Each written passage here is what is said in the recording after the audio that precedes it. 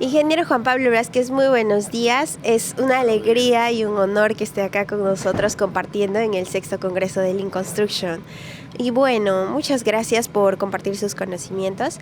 Y en ese sentido quiero hacerle la primera pregunta, que es ¿por qué nosotros en la industria de la construcción del Perú debemos apostar por los contratos colaborativos?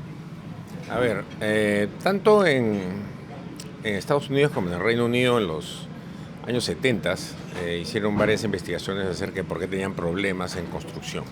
La industria de la construcción, por qué tenía los problemas que tenía, ¿no? De retraso y de problemas en que los proyectos no se acababan, demoraban mucho, costaban más de lo que se había pensado. Y entre las conclusiones, que hubieron varias, una muy importante, el tema de los conflictos en los proyectos, ¿no? La industria de la construcción típicamente es muy conflictiva en la forma de trabajar y sobre todo por los contratos que usa, ¿no? Entonces, dentro de las recomendaciones estaba y lo curioso es que esa conclusión llegaron varios países, ¿no?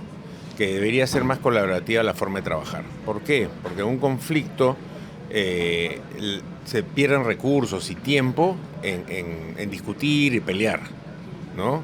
Y al final esos recursos les son quitados al proyecto.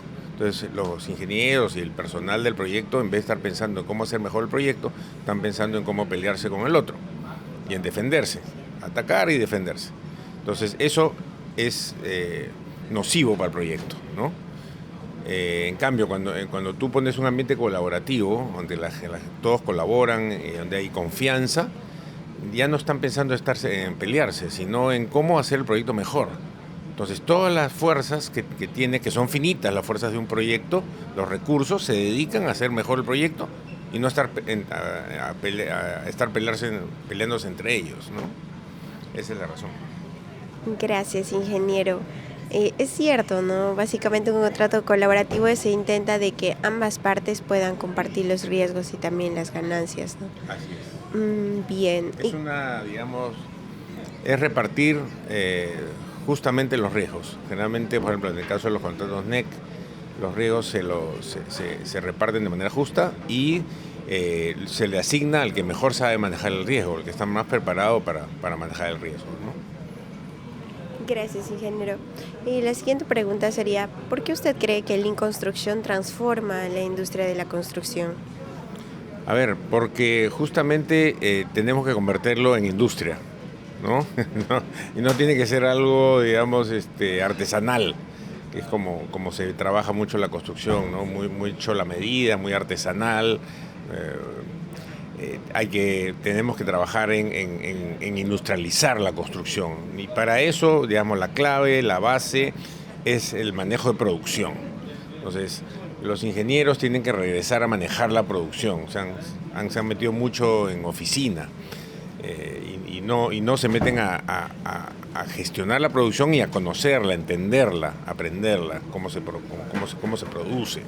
Entonces, esa digamos, ha sido el espíritu del Last Planner desde que se creó, ¿no? Y el Last Planner, el último planificador, es el que está en operación, el que conoce la producción, pero a la vez usa herramientas técnicas como son scheduling, ¿no?